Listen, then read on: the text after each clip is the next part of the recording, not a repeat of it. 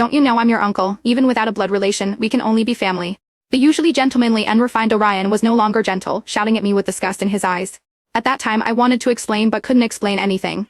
In the end I could only keep bowing and apologizing, saying I was wrong, that I shouldn't have fallen for him. But Orion didn't calm down. The next day he resigned from the job I had lined up and under the guise of studying abroad, sent me to a remote university overseas. To prevent me from contacting the outside world, Orion even hired bodyguards to watch me. At first I didn't understand why Orion treated me this way. Until the first month after I went abroad, news of Orion's marriage went viral. Only then did I realize that all these years he had always had someone in his heart. I watched Orion's wedding video over and over again. In the video, when looking at Melissa, Orion's gaze was gentle and loving.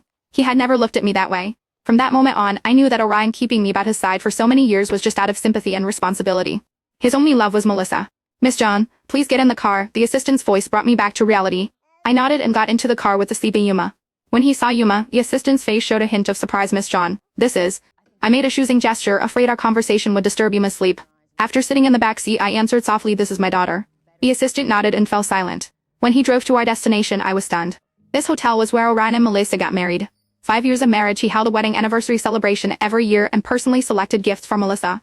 I thought Orion really cherished Melissa. In previous years he didn't allow me to enter their world. Inviting me back this year was probably just to let me witness their happiness.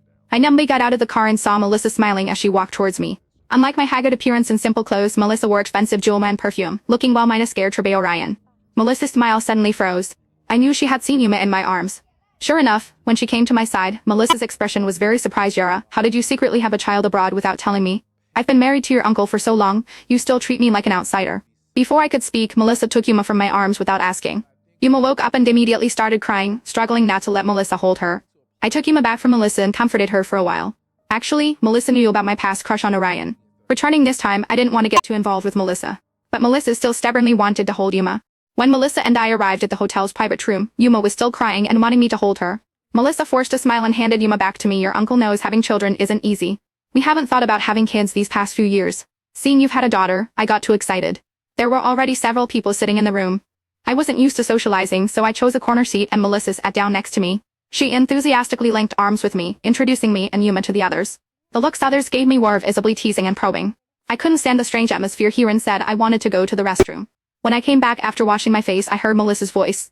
Someone asked Melissa why she brought in an unlucky thing like me.